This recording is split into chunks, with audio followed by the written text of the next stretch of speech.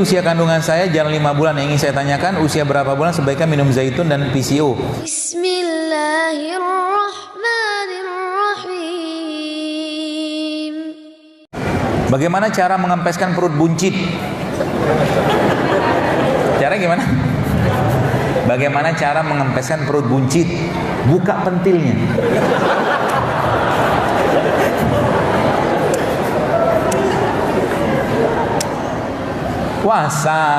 Puasalah, jangan banyak makan.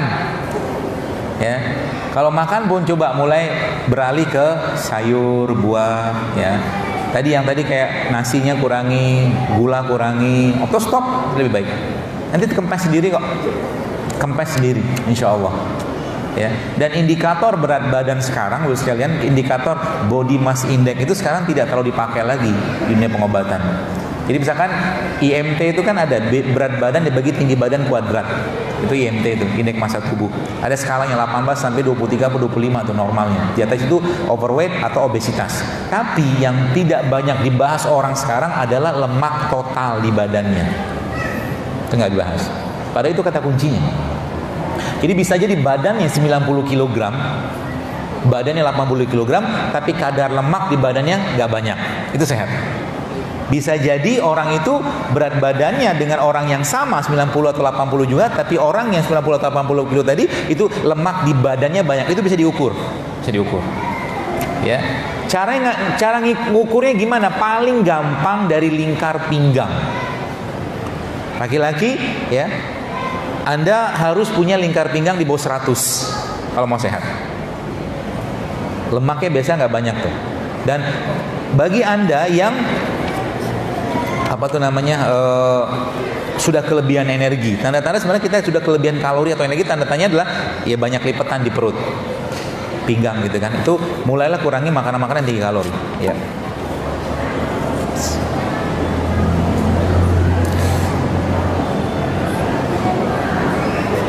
Ustadz menganjurkan untuk tidak minum sambil makan, tapi bagaimana jika disediakan menu yang berkuah?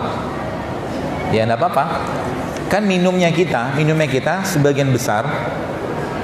Jadi gini, kalau saya ngajarin Anda cara makan pindang, kan Lampung ada pindang tuh.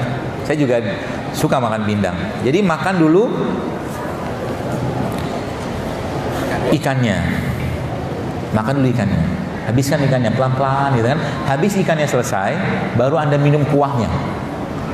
Kuahnya kan penuh dengan rempah kan, makan kuahnya. Cukup sebenarnya. Jadi kalau saya makan pindang, ya biasanya saya akan makan sayur. Ada sayur saya makan dulu. Biasanya saya cocol sama sambal. Cocol misalkan buncis atau mungkin wortel atau timun saya cocol. Jadi perut saya sudah siap dengan mengolah makanan tadi. Baru saya makan dagingnya, ikannya. Habis selesai dagingnya selesai, baru minum air pindangnya. Gitu. Tak masalah.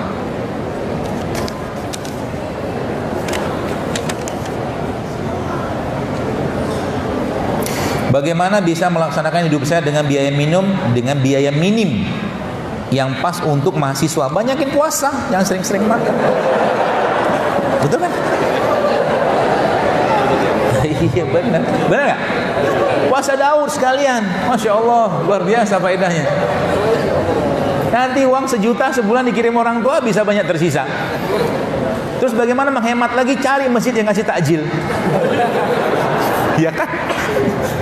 Gitu ya. Mahasiswa Islam tuh sangat low budget dalam kesehatan, serius. Nggak perlu makan banyak.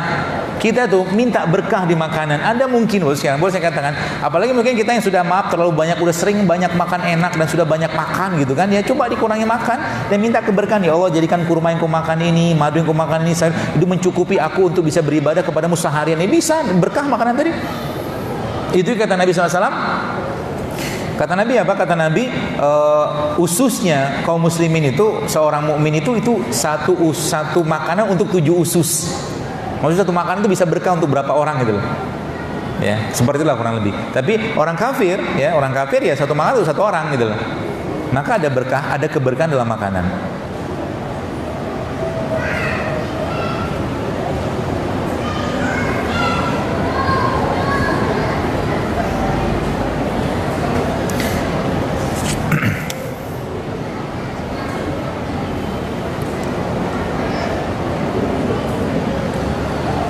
Obat mata untuk apa nih? Ya, ibu saya matanya ketika dicek ke dokter ada darah, jadi melihat sisi gelap. Paling gampang pakai air zam-zam. Coba diteteskan sama air zam-zam, minta sama Allah agar Allah hilangkan penyakitnya di mata ibu tadi dengan air zam-zam. Paling gampang itu dan sering-sering dilakukan. Dan harus yakin. Harus yakin.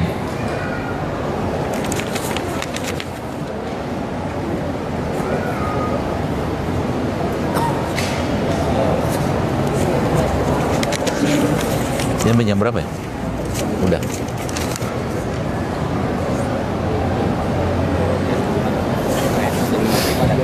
Iya. Anak saya umur 10 tahun namun saat tidur malam dia suka gatal-gatal. Apa solusinya? Kasih habatus sauda. Habatus sauda yang bubuk, coba kasih rutinkan ke anak ibu. Mudah-mudahan Allah sembuhkan.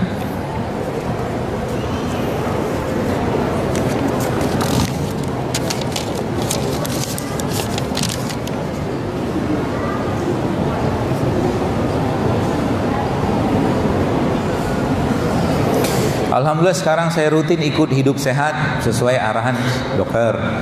Pagi makan pisang, buat infus water, garam Himalaya, lemon sama kurma. Tapi saya masih sulit hindari gorengan sama kopi. Minta tipsnya. Tipsnya apa? Berjuanglah nak.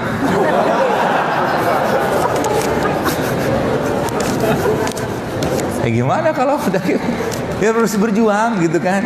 Anda harus lebih mencintai makanan sehat, ya, gitu. Saat ini usia kandungan saya jalan 5 bulan. Yang ingin saya tanyakan, usia berapa bulan sebaiknya minum zaitun dan PCO? Kalau saya pribadi yang saya dapatkan dari guru saya juga, dia seorang dokter kandungan, minum madu, zaitun sama kurma itu dimulai sejak awal kandungan. Tapi jangan banyak-banyak. Kurmanya 7 butir, zaitun 1 sendok makan, madunya 1-2 sendok cukup. Jangan berlebihan karena kurma juga banyak-banyak juga glukosa, nggak bagus. Ya, setahu saya begitu. Jadi either VCO atau minyak atau minyak zaitun atau VCO, salah satu aja, jangan dua-duanya. Ya, dua-duanya bagus, nggak masalah.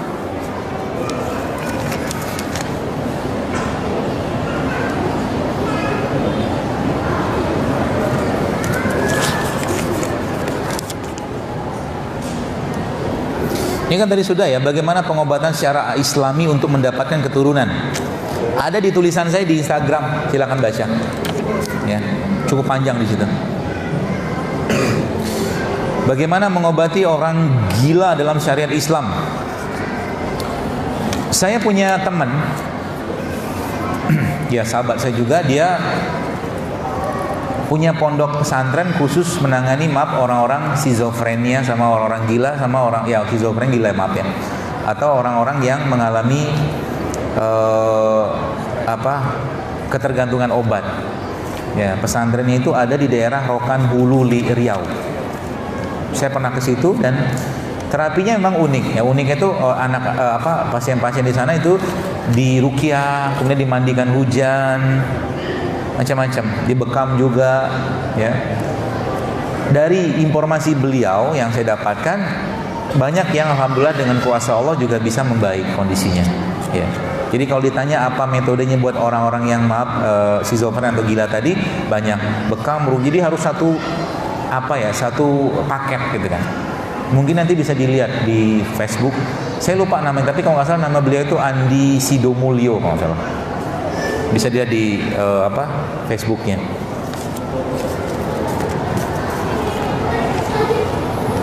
Afwan, waktu 5 menit lagi Ustaz. Ini bukan pertanyaan. Ya, terakhir ya.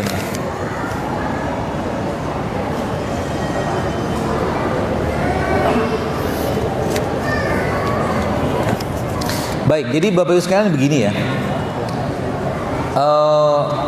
Apa-apa yang saya sampaikan di sini ya bisa jadi cocok, bisa jadi tidak cocok. Ya, maksud saya itu contoh gini lah, misalkan Anda minum kunyit, tiba-tiba habis minum kunyit itu mual atau sakit perutnya, ya jangan minum kunyit.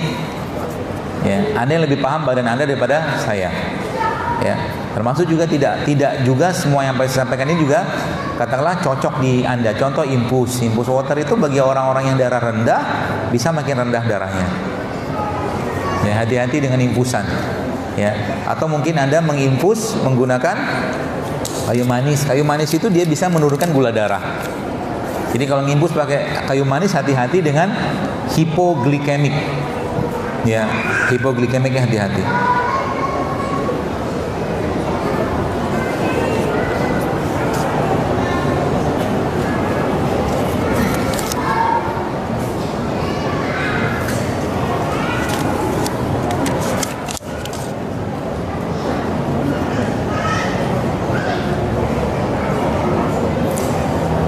Baik, ini mungkin terkait. Tetapi pertanyaan ini bukan nggak cocok buat saya sih. Mungkin tanya ke Ustadz yang berkompetensi.